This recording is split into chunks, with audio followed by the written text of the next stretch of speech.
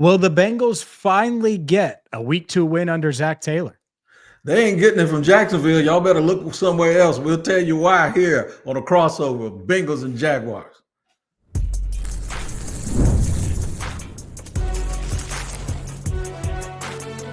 You are Locked On NFL Crossover, part of the Locked On Podcast Network. Your team every day. Hi again, everyone, and welcome into a special Locked On crossover. It's Locked On Jaguars, Tony Wiggins. I'm Locked On Bengals host James Rapine, and it's time to preview the battle of the number one picks. You already had one of those last week, Tone, but you get another one this week. That's right. Trevor Lawrence and Joe Burrow. Yeah, that's rare. Back-to-back weeks having that. By the way, this episode is presented by Prize Picks. Crossover Thursday, always presented by Prize Picks. Download the Prize Picks app today and use code LOCKEDONNFL to get $50 in lineups after you play your first $5 lineup. Tony, let's start with the 1-0 Jacksonville Jaguars, who ran all over the Carolina Panthers in week 1. What is the biggest storyline this week going into Sunday's game? Well, good to see you, James. And it is a battle. The second week in a row, the Jaguars have to kill another predator, another cat. Last week it was a panther. This year's going to be a tiger. This is a little harder to do because tigers are big, right? But I think the key to last week's game was them adapting and really going with the new thing. It gets real easy, man. When you come out, you get this new thing, sort of like we saw Caleb Williams on Monday night. Everything's going well, but what happens when somebody punches you in the face and things don't go well? So Mother Nature punched the Jaguars in the face, and there was like a 40-minute rain delay, right? And the rain never came. But when they came back out, they didn't seem like the same team. So they had to switch it up a little bit, and they had to rely on something that was missing in the past that Liam Cohen, the head coach, swore that they would have this time. They just got really, really physical on both lines of scrimmage and started to run the football, and Travis Etienne ended up with 143 yards. Physicality made up for the fact that they lost a little bit of their mojo and their chemistry during the rain delay, and that's something they weren't able to do in the past. Yeah, I think that it's a really good point to bring up, because I think when I think of Jacksonville, I'm thinking of Trevor Lawrence, thinking of Brian Thomas, thinking of Travis Hunter, thinking of flash and big plays, and I'm not thinking of Travis Etienne as much. I'm not thinking of that ground attack. And for a Bengals defense that did pretty well against the run in the week 1 against the Browns, that's an underrated storyline. Is you got to have to match the Jaguars' physicality as well, because obviously they showed they can run the ball at a really high level against Carolina.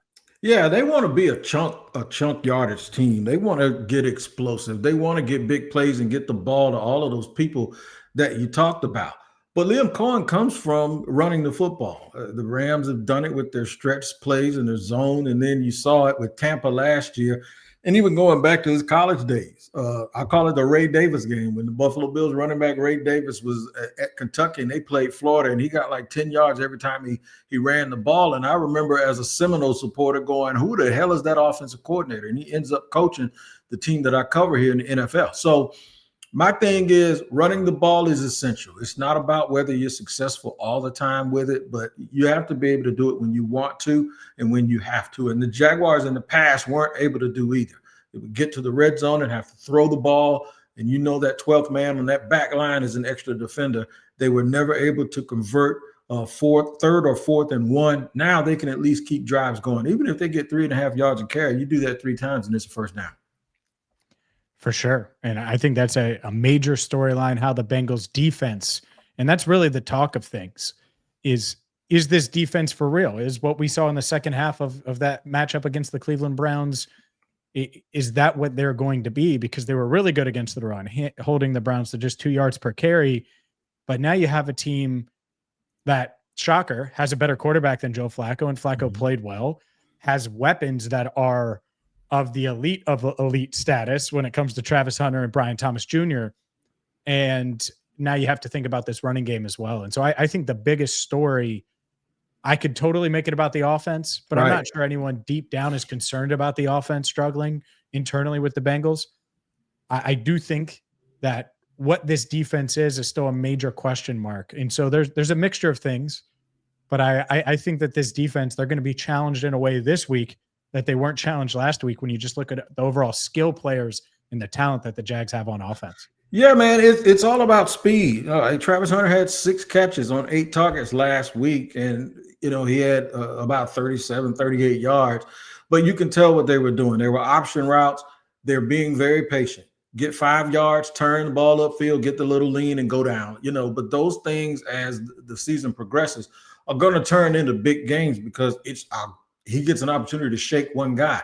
You mentioned Brian Thomas Jr. We expect a big jump from him. He scored a touchdown on an end around last week, not a whole bunch in the passing game, right? And they've kind of been a little off, to be honest, during the preseason as well as training camp.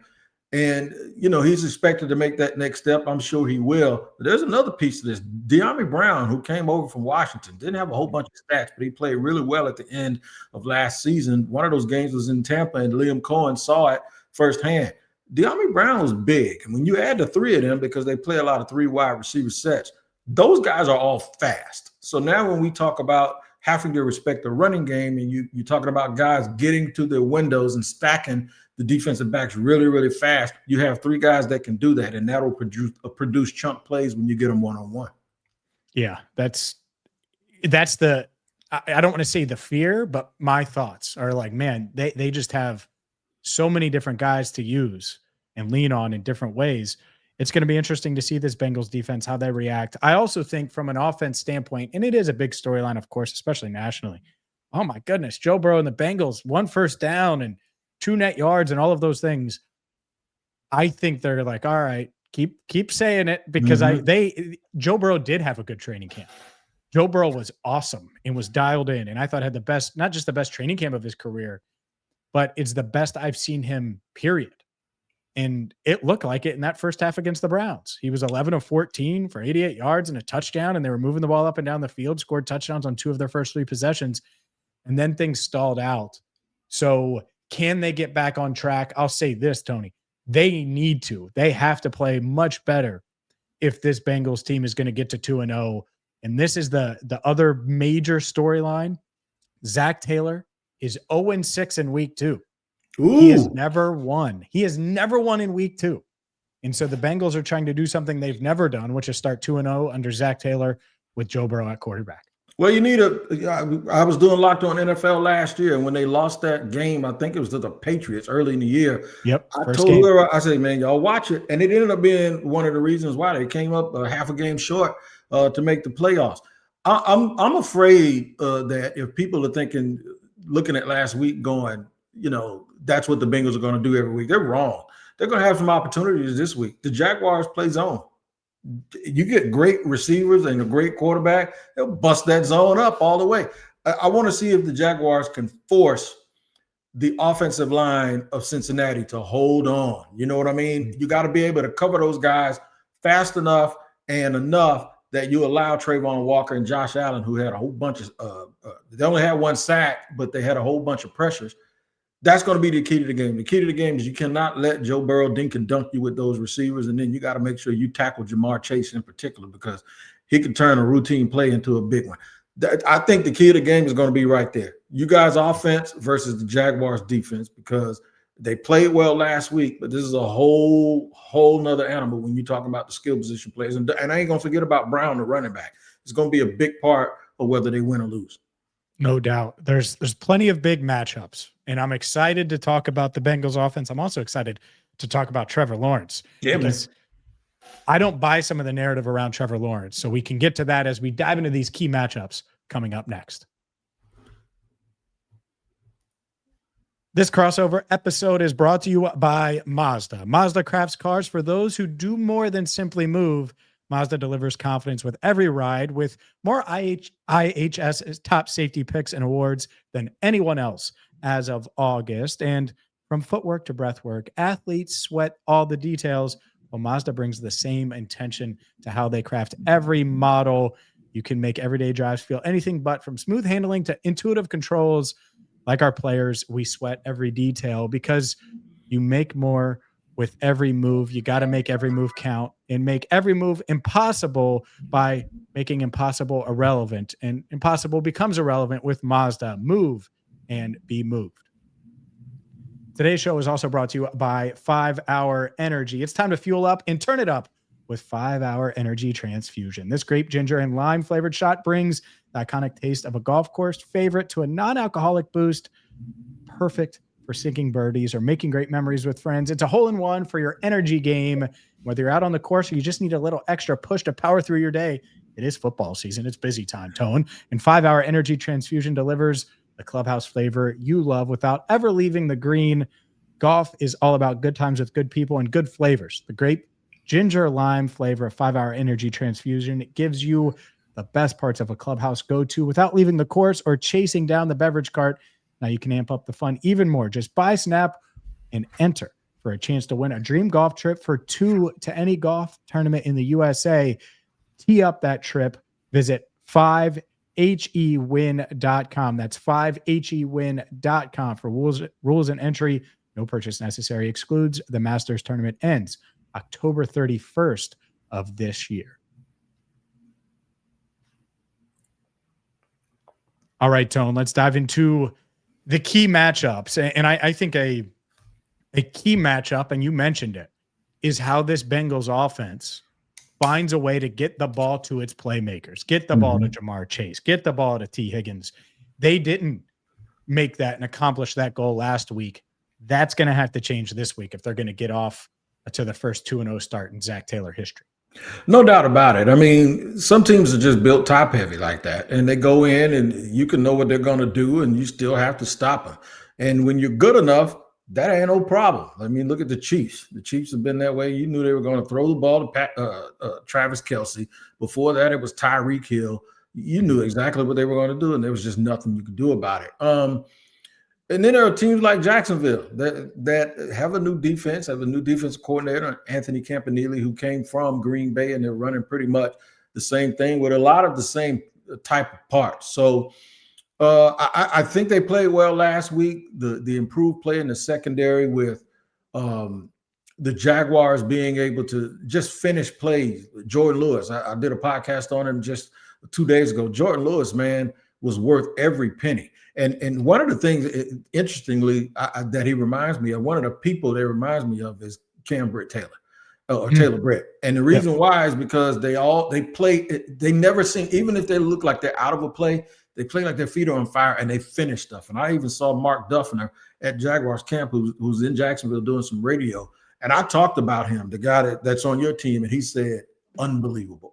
He told me, Wig, everything you say about him is right. And that's how Jordan Lewis has played. That's how Eric Murray played. He lowered the boomstick this week. Both guys that came over in free agency for Jacksonville. So, of course, Travis Hunter also plays on defense. I mean, whenever they give him a chance. So you're talking about Tyson Campbell, Jarian Jones, and Travis Hunter, along with Jordan Lewis and Eric Murray. Look, they're going to have a tough task this week. We know how good the guys from Cincinnati are. But the thing is I believe they're learning in the zone to how to play a little bit more sticky and to be more active. It's going to be tough, man. It's all on Trayvon Walker and the crew to make sure they beat up on that offensive line a little bit. But I'm looking forward to it. Yeah, I think that's a huge matchup anytime you're talking about the Bengals. They're going to pass a lot. Chase Brown is going to be utilized, but he's utilized as much in the passing game as he is as a runner. And they did lean on him as a runner early in that game against the Browns, and it worked. And then it didn't work. and it went by the wayside a bit. He finished with 21 carries for 43 yards. Guess what, Wig? He had 43 yards at halftime on 12 carries. So 9 carries for 0 yards in the second half. And so, yeah, they'll lean on Chase Brown, but protecting Joe Burrow, it's going to be a big matchup each and every week. We talk about it, and it's a major, major key. But I do want to switch gears and talk about that other quarterback, the number 1 overall pick. I think Trevor Lawrence, and I'm not saying this because you're here. I think Trevor Lawrence has gotten so underrated nationally. All these people just brush him off like, oh, it's Trevor Lawrence. He's dealt with a lot of chaos around him. And I think he can still be a really, really, I'll say it again, really, really, really good quarterback. And I have pretty high expectations for him coming into this year. And so I want to preface it that way because I think Bengals fans need to be very leery of the former number 1 overall pick. They do. He can make throws that'll blow your mind. I mean, but in the past, and I know having a good offensive line or a bad offensive line isn't an excuse because we've seen Joe Burrow have a bad offensive line and excel. But the difference is Trevor Lawrence didn't just have a bad offensive line. He had a coach that didn't seem like he lined up with what the GM wanted. And there was a culture of excuse making. And Trevor had to come in the first year that Urban Meyer was the coach. And I promise you, they kept rolling that dude out there in front of the fans just to calm the natives because everyone was restless because of everything that was going on. He never got a chance to be a rookie, ingratiating himself with his teammates and just learning football organically. He also had to be a PR guy. And I think when things happen to guys at the beginning of their career, it takes them down a little bit of a road, man, that has to, you got to undo a lot of stuff. See, when you get them at first, you just have to load them up with what you want. But with Trevor, I think they have to undo a lot of bad things. The dude's going into his 5th year, and they're still talking about how the new coaching staff helps him with his footwork and make sure his eyes are in the right spot and gets pre-snap answers. When you're doing that, that doesn't mean he's not smart or hasn't been good enough. It means that he wasn't taught properly. So you're not just teaching him, you're unteaching him a lot of bad things while you're trying to do it on the fly and win some games. But he's a good football player, man. He had some little things he needed to clean up, but there's no getting past people calling him sunshine and the prince that was promised and all of this stuff in people's minds. And I think that is what you allude to, that the performance so far hasn't matched that. But also reality doesn't need to match that. Trevor Lawrence just has to do what Jared Goff has done. Trevor Lawrence doesn't have to do what Josh Allen and Patrick Mahomes are doing. He just has to be himself, man. He just has to run the offense, do the things that Baker Mayfield does, and be Clark Kent for 60 plays. And then only 2 plays do you have to turn into Superman. Yeah, I like that mindset. One more take coming, and Bengals fans are going to hate this because I'm just praising Trevor Lawrence. I would take Lawrence over Jared Goff today. So, of course. And that's it. Well, you say of course, but man, I mean, Jared Goff, people love Jared Goff. I know but you know, there's nothing like talent, man. And he has it. He has all the intangibles. The bottom line is their offensive line. The Bengals fans think their offensive line has been bad the last 5 years. I'm trying to tell you, I would be willing to bet you the Jaguars' offensive line was twice as bad. Their running backs got touched. As bad. Their running backs got touched faster than anybody.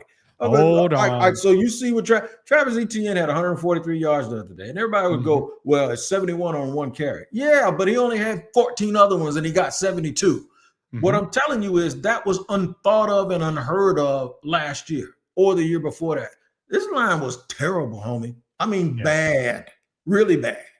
That's always been unheard of in the Joe Burrow era. I don't know how many games. They've had a couple games where they ran for that amount of yardage, like in that range, but it was probably as a team with a couple 140-yard games or so. But the key, as we talk up Trevor Lawrence, make him uncomfortable. You're going to have to take away the ground game some, not let him lean on that, because if you lean on that, well, then it's just going to make it easy for someone because he can be Clark Kent. So 1, put the ball in his hand. 2, when he goes to be Superman, make sure that you have 91 Trey Hendrickson or 97 Shamar Stewart or BJ Hill or any of these guys that really got some heat on Joe Flacco at the end of last week's game. Those guys are going to have to make Trevor Lawrence uncomfortable and get after him. I think that's a huge matchup because this idea, I'm not going to try to sell you on Dax Hill and Cam Taylor-Britt, even though you praised him. He had a rough game last week, and DJ Turner and Josh Newton. I don't expect those guys to shut down Brian Thomas. I don't expect those guys to completely take away Travis Hunter. And so how do you neutralize those weapons? You get some heat on the quarterback. I agree. And that's one of my concerns. Trey Hendrickson, wherever he lines up. Anton Harrison, the right tackle, had a little back issue. They don't really think it's that serious, so I think he'll be back. Walker Little on the other side. The Jaguars did not give up a sack last week. Part of it was because of pre-snap answers. The ball went out of Trevor's hand really quick. And the other part, to be honest with you, is Carolina is awful at rushing the passer. So this will be a big test, man, because you know I'm a Stewart fan. I know somebody that coached him at Texas A&M. I hit you up. I think I texted you from the Senior Bowl or something. And I'm also a big Trey Hendrickson fan. So it's going to be a tough test. Here's one of the keys, I think, for this game. Brenton Strange. Who is Brenton Strange? Played tight end at Penn State and was a second-round pick a couple of years back. He has arrived as a dual threat, as a blocker and a pass catcher. I think that's the dude that's going to have to catch the ball from Trevor Lawrence and keep the down and distance where it's supposed to be so that pass rush is neutralized a little. It's an interesting point because the Bengals gave up some big plays to Harold Fannin last week. Kind of an under-the-radar tight end for the Browns. We'll see how they match up with Brenton Strange. But it's time to get to what each team needs to do to win on Sunday. We'll do that coming up next. This crossover is brought to you by FanDuel. FanDuel is America's #1 sports book. And now that the NFL season is here, FanDuel is making sure you're ready for kickoff with a can't-miss offer. Right now, new customers can bet just $5. And if your bet wins, you'll get $300 in bonus bets to use across the app. The Bengals are favored on Sunday at home, and maybe you think they're going to handle business. Or maybe you think that Trevor Lawrence and the Jaguars are going to get to 2-0 and hand Zach Taylor his 7th straight Week 2 loss. Regardless, you got to get in on the fun with FanDuel, where they have all the props, all the odds, all of the options. You can live bet. You can do some same-game parlays. You can dive into all of the player props as well. So if you're ready to play, download the FanDuel app by visiting FanDuel.com and get started. That's FanDuel.com to place your first $5 bet. All right, Tony, let's dive into this. What do the Jaguars need to do? A couple things they need to do to win the game on Sunday here in Cincinnati. All right, so to get rid of the cliche, no turnovers, because we will both probably agree that those are things that no turnovers. Okay, so no turnovers. They have to do a better job at not getting in long down and distance situations. Last week, it was because of one play that was really a bang play where Trevor didn't get the ball past the line of scrimmage, and it was a loss of down plus the yardage. But there are like 3 or 4 instances where just even out of change of possession and coming off a timeout, they had a false start or whatever, or a holding penalty. They had a wide receiver hold somebody and it took away a big game. It negated a big game that was on the other side of the field. I never understand why wide receivers hold people, but you get 1st and 20. At one point, they had a 1st and 28. That's not going to work on the road. It's not going to work against the Bengals. And that means that Trey Hendrickson can be activated, and that's not what we want.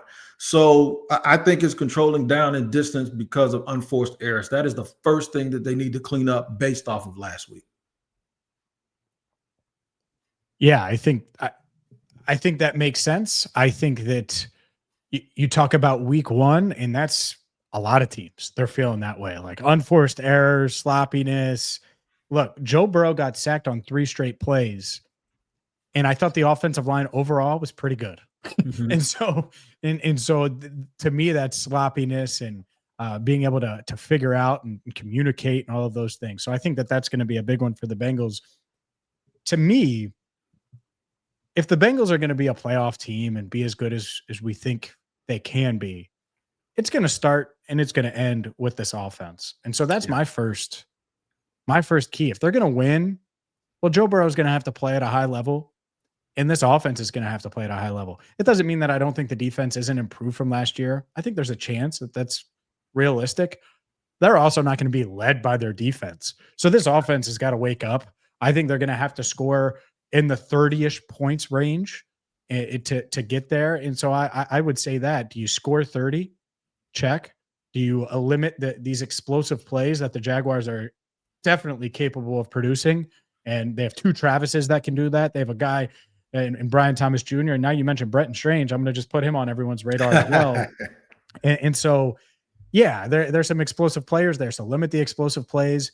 If you do that, then you're going to give your defense a chance to hold up and buck up in the red zone and try to get off the field. If you're giving up explosive plays, it's going to make life much, much tougher. So I think those are the big ones for me. I'm not expecting the defense to hold them to 16 points like they did last week. Yeah, if that happens, that means it'll be a tale of 2 games from what we've seen with Jacksonville, and then it'll show you how they have to do whatever they have to do to adapt to win. They had 5 turnovers, 3 turnovers in terms of like fumbles and interceptions that they got, but they also had 2 turnovers on downs. And as Liam Cohen said, that's 5 extra opportunities where we got the ball back. Mm-hmm. When you pass the ball a lot, as great as Joe Burrow is, sometimes things can happen that aren't your fault. The Jags got 1 interception last week off a tip ball. and another one off of a big hit on a passing play where the ball carrier fumbled. So I think the more that the ball is in the air, the more opportunities Jacksonville has to make big plays. And Eric Murray, who came over from Houston, along with Jordan Lewis, they just play a certain way, man, and they're always around the ball. And Foye Oluokun, they're always around the ball on that second level. So I really do believe that it's going to be a game of who does what better. Both of the teams know who they are. You said the number is 30. I think the Jaguars have a good chance to get to 30, not necessarily by touchdowns. Cam Little had 4 field goals last week. He hit a 70-yarder in preseason, and he hit it right down the middle. I think he hit a 56-yarder the other day. When the Jaguars cross the 45-yard line, they're already in scoring range. That makes the defense has to play them differently now, because that kid is a weapon, a serious weapon. That's what I think is going to happen in this game. I think he's going to get another 3 or 4 field goal game to go along with 1 or 2 chunk plays. Maybe they only earn 1 touchdown, but they get a chunk play from somebody, Brian Thomas Jr., Travis Hunter, something to make this game come down to a field goal. And I actually think the last time we came up there, y'all walked off on us with a field goal. I think we reverse it this time and we walk off with a field goal. Yeah, it wouldn't shock me one bit. And I do think it comes down to a field goal game, but I'm going to go the other way, because I just think I saw too much of Joe, Jamar, T, this offense in general, Chase Brown, for them to not be much better. And in this defense, I do think it's improved enough to where if you do have a lead late, one of those guys is going to come up with a big sack or a big play. Or if the ball's in Joe's hands, trust Joe to make one more play. So I'm gonna flip it on you. I think it's 30-27 Bengals. Shocker. The Locked On Jags guy has Jags by 3. The Locked On Bengals guy has the Bengals by 3. I am stunned, Tone, that's the route we're going. Oh, no doubt. All right, man, I got to pass this to my listeners here, man. There's a lot of people coming up there. You got to give them some food options. I'm not going, but you got to tell us where we need to be eating. Oh, well, first off, if you're looking for some good wings, Knockback Nats is downtown. Perfect place for some wings. It's a nice kind of dive bar. You wouldn't imagine that they have elite wings when you look at it on the outside, but they do. So that's one to seriously check out. On game day, just hit up the Banks right there. It's a strip. You check out Holy Grail. That's going to be a really good spot to if you're not going to a tailgate, to enjoy kind of a pregame atmosphere. They have the door, so you can walk around and bounce around multiple bars in that strip there. So that's the strip between Great American Ballpark and Paycor Stadium. So that's where I would go. And there are a bunch of options when it comes to food as well in Over the Rhine. So there's a bunch downtown. Like if you're staying downtown, there's plenty to do and plenty of good food options. Breweries, Rheingeist is downtown as well. So plenty to do. Yeah, well, I know the people coming up there personally, and I'm going to tell you right now, they ain't a chicken safe nowhere in the state of Ohio, because they coming. And they're going to eat back Nats. Knock back it up. Yes, sir. All right, Tone. I appreciate you. It was good to see you. That is going to do it for this crossover edition of Locked On Jaguars and Locked On Bengals. Thank you so much for watching and listening right here on the Locked On Podcast Network.